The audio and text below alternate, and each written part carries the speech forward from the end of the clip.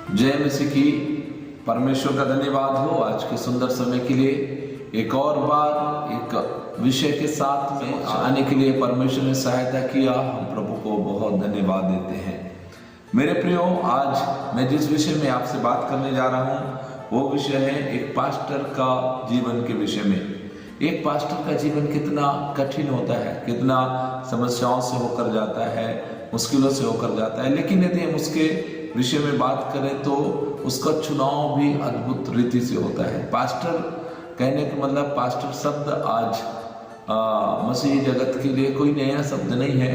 जो मसीह में है, विश्वासी है, वो लोग जरूर पास्टर को जानते हैं, और इसके अलावा संसार के लोग भी आज पास्टर शब्द को जानते हैं। पास्टर शब्द की उत्पत्ति हम देखें तो बाइबल से हुआ है, और ग्रीक में उसको पोइमेन करके बोलते हैं, जिसका मतलब होता है चरवाहा।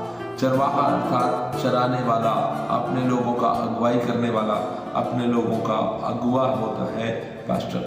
तो बाइबल में हम 3 प्रकार के ऐसे ही सेवकों को हम देखते हैं। पहला जो सेवक है जिसको हम देखते हैं कि मनुष्यों के द्वारा नियुक्त किया गया सेवक, अर्थात लोगों का डिमांड, लोगों का इच्छा है कि कोई उनके बीच में सेवा करे, और वो लोग क्या करते हैं, किसी को चुनाव करते हैं, किसी को नियुक्त करते हैं। तो ऐसे लोगों को बोलते हैं मनुष्य के द्वारा नियुक्त किया गया सेवक। उदाहरण के लिए बाइबल में यदि हम देखें तो साउल, पहला शमूएल की किताब उसके 8वें अध्याय का 6वें वचन से आप पढ़ेंगे तो वहां पर आप देखेंगे कि इस्राएली लोग शमूएल के पास आकर कहते हैं कि हमारे लिए अन्य जातियों के समान एक राजा नियुक्त कर दे, और वो राजा हमको अगुवाई करना चाहिए, वो राजा हमारे ऊपर में अधिकार करना चाहिए, हमारा न्याय करना चाहिए। ये परमेश्वर का इच्छा नहीं, पर मनुष्यों का इच्छा। तो मनुष्यों की इच्छा से चुना गया राजा साउल के विषय में यदि आप आगे पढ़ोगे तो आपको समझ में आएगा कि वो साउल जिसके विषय में परमेश्वर कहता है मैं साउल को राजा बनाने से पछताता हूँ। मेरे प्रियो, ध्यान दीजिए, यदि मनुष्यों के द्वारा किसी सेवक की नियुक्ति हुई है तो उससे परमेश्वर खुश नहीं होगा। एक ना एक दिन जरूर परमेश्वर उस बात को लेकर के दुखी होगा। इसलिए हम पहले प्रकार के सेवक को देखते हैं, उसका शुरुआत तो अच्छा है लेकिन उसका अंतिम सही नहीं है, और वो लास्ट में जाकर के भावी कहने वाली आत्माओं के पास या लोगों के पास जाकर के और वो ऐसा काम करता है जिस काम से परमेश्वर को रिश होता है, परमेश्वर दुखी होते हैं। दूसरा प्रकार का यदि सेवक देखें जिसके विषय में हम सीखते हैं कि खुद के द्वारा तैयार किया गया सेवक, अर्थात वो खुद के द्वारा, मतलब वो किसी और के द्वारा नहीं बल्कि अपने आप में उसको प्रेरणा मिल गया और वो सेवक बन गया। उसके पीछे कुछ कारण हो सकता है। पहला कारण ये हो सकता है कि वो चर्च में अपने पास्टर का लाइफ को देख रहा है, उसकी उन्नति को देख रहा है, उसका जीवन को देख रहा है, और साथ ही साथ वो और भी चीज़ों को देख रहा है कि किस तरह परमेश्वर पास्टर को चलाता है। इसलिए उसके अंदर भी ये विचार आ जाता है कि अरे मैं भी पास्टर बन जाऊं, और वो थोड़ा सा बाइबल वचन सीख गया या फिर थोड़ा गीत गाना, आराधना करना सीख गया, और वो अपने आप को पास्टर बना लेता है। ऐसे बहुत सारे पास्टर आज आपको देखने को मिलेंगे। लेकिन हम बाइबल में एक उदाहरण देखते हैं जिसका जो उदाहरण हमको गिनती की किताब 16वें अध्याय में मिलता है। वहां पर कोरे मसीह लोग लगभग 250 लोगों का एक ग्रुप बन जाता है, और वो ग्रुप ऐसे नहीं है साधारण लोग, बल्कि वो लोग भी अच्छे लोग हैं, और वो लोग आकर के और वहाँ खड़े होकर के मूसा का विरोध करने लगते हैं, और उन लोग कहते हैं कि क्या केवल मूसा के द्वारा ही परमेश्वर बातचीत करेगा, क्या परमेश्वर हमारे द्वारा बातचीत नहीं कर सकता। मेरे प्रियो, ध्यान दीजिए, मूसा जब इस बात को उनको चैलेंज करने के लिए जब वो तंबू के पास मूसा बुलाता है, और ऐसा होता है कि परमेश्वर उनके बातों को सुन करके, और वहाँ पर एक भूकंप के जैसा धरती फट जाती है, और लोग जो है पूरे 250 लोग उसमें समा जाते हैं, भस्म हो जाते हैं, खत्म हो जाते हैं। तो मैं आपको बताऊं, ये खुद के द्वारा जो नियुक्त किए गए सेवक हैं, इनका हाल या इनका लाइफ ज़्यादा दिन का नहीं है। कुछ दिनों के बाद ऐसा कुछ समस्या आएगा जिससे वो लोग नष्ट हो जाएंगे या वो चले जाएंगे। लेकिन तीसरे प्रकार का जो सेवक जिसका बात मैं कर रहा हूं, उस सेवक को बोलते हैं परमेश्वर के द्वारा तैयार किया गया सेवक। परमेश्वर खुद सेवकों को नियुक्त करता है। उदाहरण के लिए दाऊद को परमेश्वर बुलाता है, नियुक्त करता है। शमूएल को बोलता है कि जाओ और जा करके यिशै की बेटी को अभिषेक करो राजा होने के लिए। उससे पहले हम देखते हैं मूसा को परमेश्वर चुनता है, बुलाता है। उससे और पहले यदि आप देखेंगे तो अब्राहम को, और उससे पहले नूह को परमेश्वर बुलाता है। तो इन लोगों का जीवन देखिए कि कितना भयानक समस्या से, विपत्ति से, कष्ट, मुसीबत से ये लोग बच जाते हैं।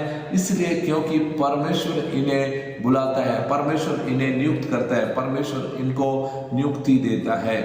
वैसे ही नए नियम के अंदर देखें तो यीशु मसीह 12 चेलों को चुनता है और उसके अलावा पौलुस को चुनता है। और उन सेवकों को आप देखें तो बहुत जबरदस्त रीति से, यहाँ तक कि परमेश्वर के लिए मरने के लिए तैयार हैं, प्रभु के लिए वो दुख उठाने को तैयार हैं, प्रभु के लिए वो जान भी देने को तैयार है, पर वो परमेश्वर के वचन को छोड़ने के लिए और त्यागने के लिए तैयार नहीं है। ऐसे सेवकों को कहते हैं परमेश्वर के द्वारा तैयार किया गया सेवक। आज हम इस बात को देखें कि आज कितना लोग हैं जो परमेश्वर के द्वारा तैयार किए गए सेवक है। अच्छा, दूसरी बात, जो परमेश्वर के द्वारा तैयार किया गया सेवक है वो हमारे बीच में प्रभु का सेवकाई करते हैं, हमारे बीच में परमेश्वर के अगुवाई में वो हमें लेकर जाते हैं। एक पास्टर का लाइफ यदि आप देखें, एक पास्टर का जीवन आप देखें तो बहुत सारे समस्याओं से घिरा हुआ रहता है, बहुत सारे प्रॉब्लम्स उसके जीवन में रहते हैं। बहुत बार लोगों को समझाते, लोगों को सिखाते, लोगों को आगे बढ़ाते खुद से वो बहुत परेशान हो जाता है। कई बार वो दिन में तो अच्छा रहता है लोगों के बीच में, लेकिन रात को उसे नींद नहीं आता, वो सो नहीं पाता। लोगों की स्थितियों को, लोगों की सोच को, लोगों के विचार को देख करके वो उन सारी बातों को सोच करके वो रात भर सो नहीं पाता। यदि हम एक पास्टर का कैरेक्टर देखें, एक पास्टर का काम देखें तो वो प्रचार भी करता है और एक पिता के समान वो सभी लोगों को संभालता है, एक सलाहकार के समान वो लोगों को अच्छा सलाह देता है। और चर्च में प्रार्थना मीटिंग आयोजन करता है, दूसरे के घर में भी कोई मीटिंग है उसका भी आयोजन पास्टर करता है, योजना बनाता है कि किस तरह से हम सेवकाई को कर सकें, किस तरह से हम सेवा को आगे बढ़ा सकें। इसके अलावा हम देखते हैं कि वो दूरदर्शी रहता है, लोगों को निर्देशन देता है, लोगों को उपदेश देता है और लोगों को दोस्त की तरह काम करता है। उनके तकलीफों में सुलह कराने वाला एक सेवक रहता है, रिश्ता जोड़ने का काम करता है, विवाह कराने का काम करता है। जवान लोग जब उन लोग गलत रास्ते में जाते हैं तो उनको सही रास्ते में लाने का काम भी एक सेवक का है। एक अगुआ की तरह वो सभी लोगों को, चाहे वो वृद्ध हो, जवान हो, बच्चे हो, बुजुर्ग हो, सभी लोगों का अगुवाई करता है। एक शिक्षक के समान हर समय उनको जो जरूरत है उनको सिखाता है, चर्च का संचालन करता है और यहाँ तक कि चर्च के सारे मैनेजमेंट, यहाँ तक कि सफाई से लेकर के चर्च में क्या आवश्यकता है, दरी की आवश्यकता है, कुर्सी की आवश्यकता है, पंखे की आवश्यकता है, लाइट की आवश्यकता है, सारी चीजों के बारे में एक प्रचारक सोचता है, एक पास्टर सोचता है।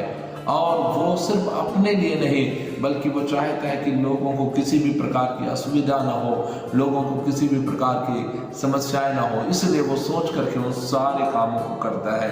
लेकिन फिर भी आज बहुत सारे जगहों में देखो तो एक पास्टर के विरुद्ध में उसके विश्वासी लोग हो जाते हैं। कई बार पास्टर जिनको बहुत ज़्यादा प्रेम करते हैं, जिनको उठाने की कोशिश करते हैं, वही लोग उनके विरुद्ध में खड़े हो जाते हैं और उनकी बहुत सारी शिकायत, बहुत सारे लोगों का कॉमन शिकायत की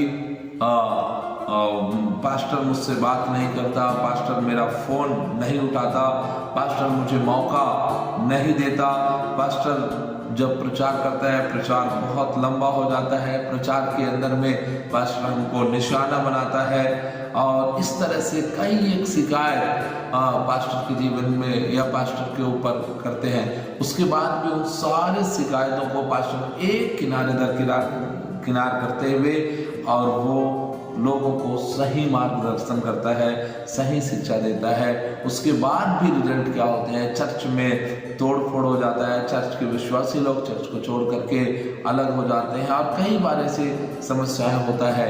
मेरे प्रियो, एक पास्टर का लाइफ देखिए, पास्टर अपने इनकम के लिए और कोई जॉब नहीं करता, पास्टर अपने कमाई के लिए और कोई काम नहीं करता पास्टर, बल्कि वो लोगों की सेवकाई के लिए अपना पूरा जीवन समर्पित करता है। वो उसको ये नहीं मालूम है कि कल उसके साथ में क्या होगा, उसको ये नहीं मालूम है, उसका व्यक्तिगत जीवन भी होता है, उसका फैमिली है, घर है, परिवार है, आवश्यकताएं हैं, बाल बच्चों की पढ़ाई है, लेकिन वो सब चीज़ों को पास्टर ध्यान में ना रख करके हर समय वो कलीसिया के लिए, कलीसिया के लोगों के लिए चिंता करता है। इसलिए आज मैं पास्टर के जीवन के लिए बताया कि पास्टर का जीवन कितना कठिन है। यदि आप भी आज ये वचन को सुन रहे हैं या फिर आज आप मेरे बातों को सुन रहे हैं, तो मैं आज आपको एक बात बोलूँगा कि आप अपने पास्टर को जरूर आप सपोर्ट करिए, उसको सहायता करिए। कभी आप उससे मिलिए, उसके किचन में देखिए कि क्या उसके किचन में वो चीज़ें हैं जो उसको आवश्यकता है। कभी आप उसके लाइफ में देखिए, कभी आप चर्च में जाकर देखिए कि चर्च में क्या चीज़ों की आवश्यकता है। कहीं चर्च में कोई दरी, टेबल, कुर्सी या कुछ और चीज़ों की आवश्यकता है जो हम कर सकते हैं। मेरे प्रियो, अपने पास्टरों को सपोर्ट करिए, अपने पास्टर को आप आगे बढ़ाइए, उसके द्वारा आप परमेश्वर की आशीषों को प्राप्त करेंगे, क्योंकि जितना ज़्यादा आप पास्टर को सपोर्ट करेंगे उतना ज़्यादा पास्टर प्रभु की सेवकाई और भी अच्छी रीति से कर पाएगा। सो परमेश्वर का धन्यवाद हो। आज मैं यही बातें आपको बताने के लिए चाहता हूँ। इन बातों के द्वारा प्रभु आप सबको आशीष दे। सबको जय मसीह की। धन्यवाद।